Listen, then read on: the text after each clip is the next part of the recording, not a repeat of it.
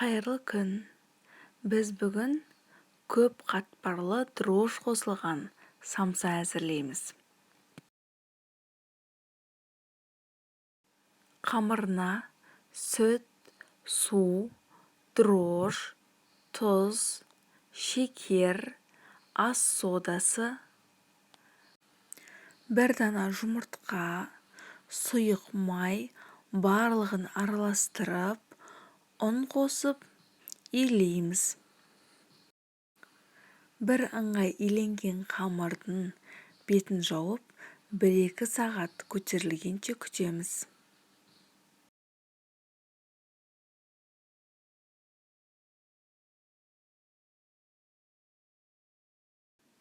Көтерілген қамырымызды майда 5-6 зуалаға бөлеміз.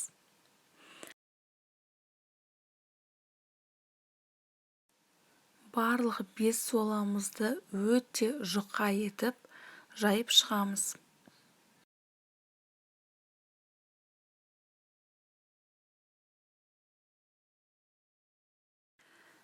Қамырымыздың барлығын жайып болғаннан соң, видеода көрсетілгендей бірінші қамырымызды қойып, май жағып, үстіне екінші қамырымызды орналастырып, барлық қамырымызды дәл осылай араларына май жаға отырып жасаймыз.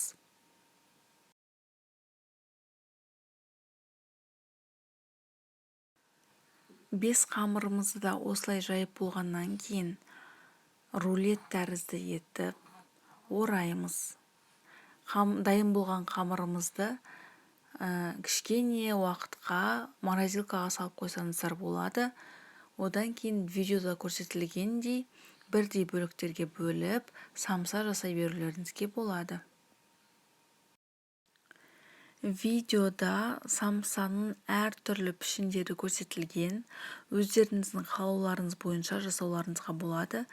Бұл жерде мен салмасына ет пен пиязды қосқанмын. Әркім өзінің қалауына қарай жасайды, яғни картошка қоссаңыздар да болады.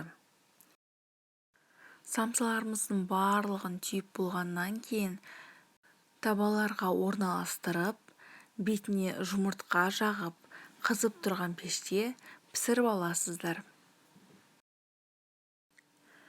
Өте жұмсақ, көп қатпарлы, дәмді самса болады. Жасап көруге кеңес беремін. Сіздерге рецепт ұнады деген үміттемін. Каналыма тіркелуді ұмытпаңыздар. Ас болсын!